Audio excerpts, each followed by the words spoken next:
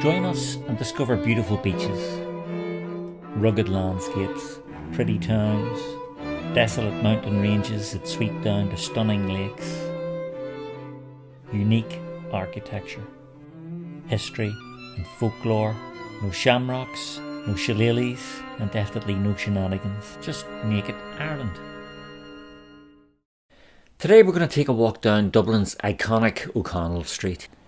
We're starting up at the junction of Parnell Street, and that's the Parnell Monument in front of us, Charles Stewart Parnell being an important Irish Nationalist politician and champion of Irish Home Rule.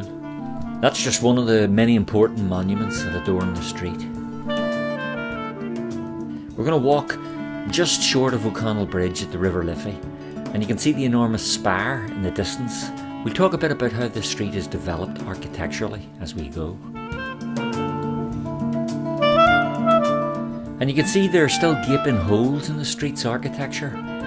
Pass freely from one level of existence to another. Sound advice, I'm sure, if I understood it.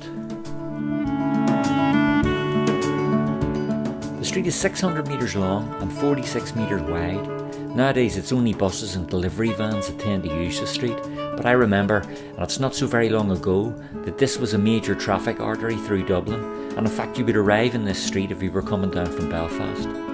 I remember my car breaking down in this street and we caused an enormous amount of traffic chaos.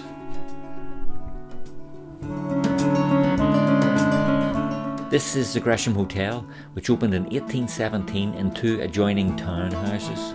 But as you can see, it was later remodelled into the beautiful building we see today.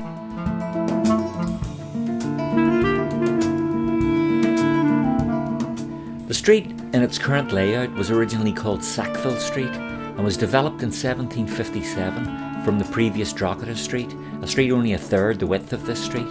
So this new boulevard of Sackville Street was a product of the planning body called the Wide Streets Commission.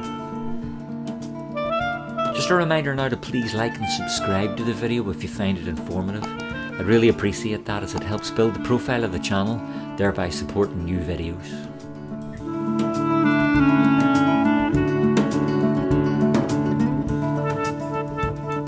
And now we're just passing the Savoy Cinema.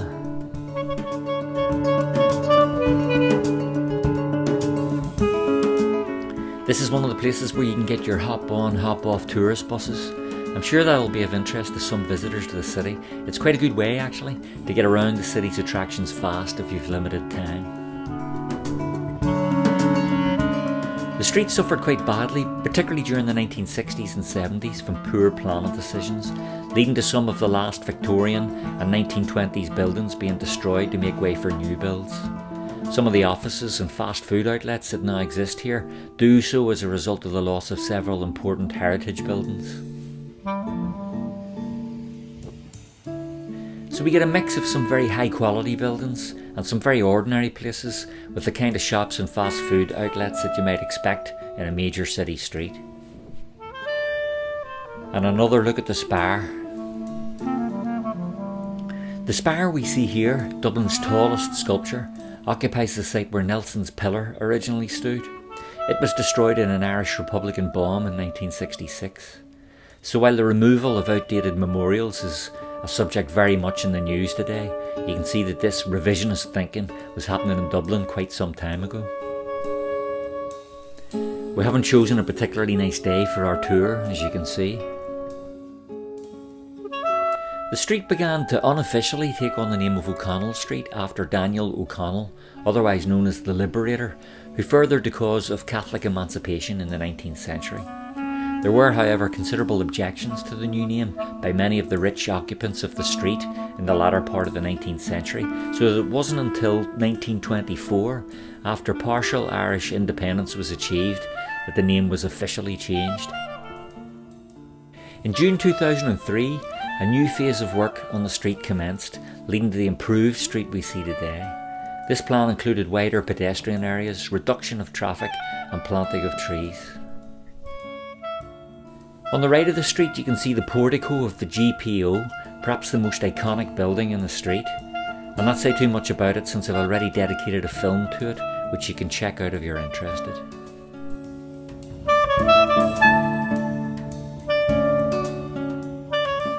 was on the steps of this building that Padraig Pearse and his comrades read the proclamation of the Irish Republic in 1916, seizing the building. This building and many others in the street was destroyed by British artillery during the rising which followed. When the GPO was rebuilt, only this 1818 facade remained of the original building. On the left, we see the old Cleary's department store, previously Delaney's Monster Store of 1853. It was one of the world's first purpose-built department stores. This statue commemorates the workers' rights activist James Larkin. He gave a speech here in 1913 during what became known as the Dublin lockout, at which police charged and arrested him. During the riots that ensued, 2 people were killed and 200 arrested, with many others injured.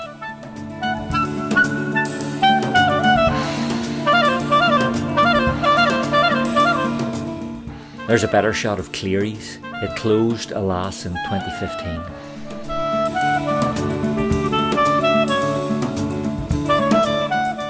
More destruction of the street happened at the outbreak of the Irish Civil War in 1922, meaning that most of the street's buildings date from the early 20th century. Cleary's and the Gresham Hotel both also had to be rebuilt after hostilities.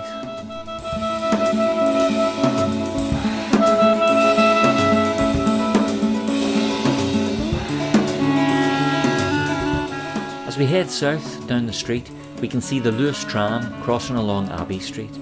The Lewis is a relatively new addition to the city's transport infrastructure.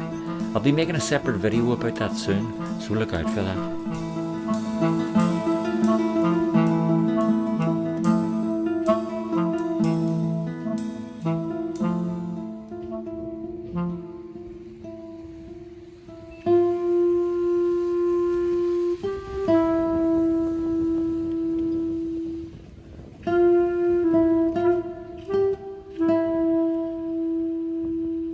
And there's the tram again on our right now, heading up O'Connell Street.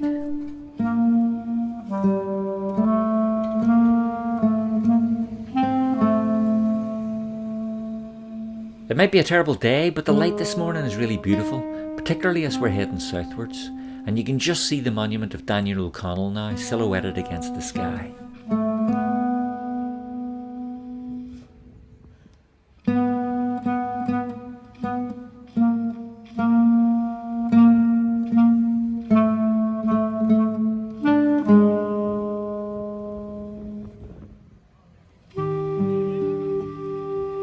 This statue underwent massive and detailed restoration after the damage inflicted on it during the conflict in the early 20th century.